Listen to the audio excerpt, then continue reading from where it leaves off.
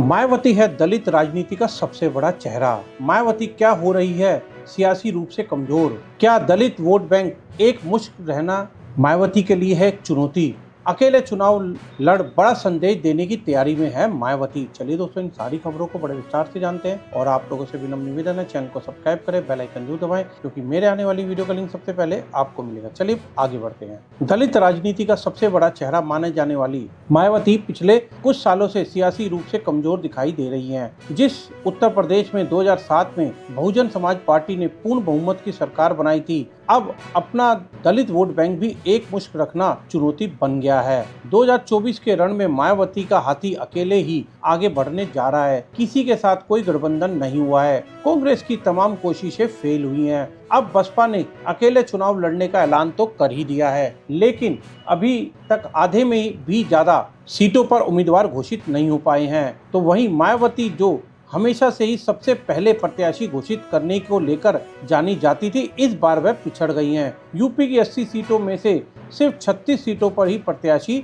उतारे जा चुके हैं, यानी कि आधे से भी कम का सफर तय हुआ है। अब यह आंकड़ा ज्यादा कम इसलिए दिखाई देता है क्योंकि एक तरफ बीजेपी ने 63 सीटों पर प्रत्याशी घोषित कर दी हैं, तो वहीं इंडिया गठबंधन में सपा ने 48 और कांग्रेस ने 14 सीटों पर प्रत्याशी घोषित कर दिए हैं। अब जब तुलना की जाती है तो पता चलता है कि मायावती तो काफी पीछे रह गई हैं। पूर्वांचल की कई ऐसी सीटें सामने आई है जहां से कोई भी प्रत्याशी तय नहीं हो पाया है। कुछ दूसरी सीटों पर भी आपसी तालमेल नहीं होने की वजह से कई नेताओं की टिकट कंफर्म नहीं हो पा रही है। ऐसा कहा जा रहा है कि पूर्वांचल में अभी मायावती थोड़ा और इंतजार कर सकती है। उन्हें उम्मीद है कि कुछ मजबूत चेहरे दूसरी पार्टी से टूटेंगे और टिकट न मिलने पर पाला बदलेंगे और बसपा उन्हें मौका दे सकती है। अगर बसपा की रणनीति को समझना हो तो उनके उम्मीदवारों के चयन के डिकोड करना बहुत जरूरी है। मायावती ने सबसे पहले जिन 4 उम्मीदवारों का ऐलान किया था, वो सारी सीटें थी जहां पर समाजवादी पार्टी की मजबूत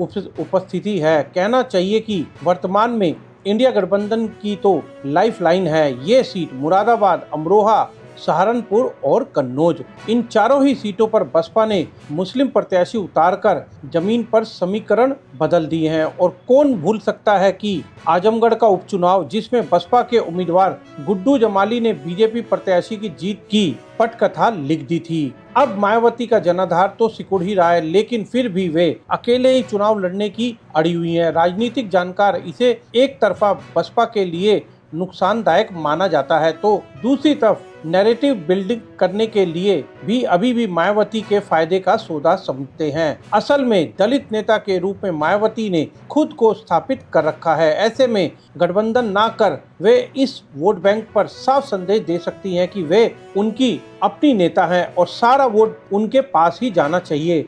इसके ऊपर मायावती ने यह भी चाहती है कि उनका वोट बेस दूसरे दलों के साथ बढ़ जाएगा, क्योंकि उस स्थिति में पार्टी की अपनी मजबूती कुछ भी नहीं रह जाएगी। और खुद मायावती का ये तर्क है कि दूसरी पार्टियों का वोट उन्हें ट्रांसफर नहीं होता है, लेकिन बसपा का चला जाता है। इसी वजह से अकेले चुनाव लड़ना एक बड़ा संदेश देने की तैयारी है। वैसे एक बात समझने वाली यह है कि मायावती जो गठबंधन को लेकर तर्क दे रही हैं, वो आंकड़ों से मेल नहीं खाता।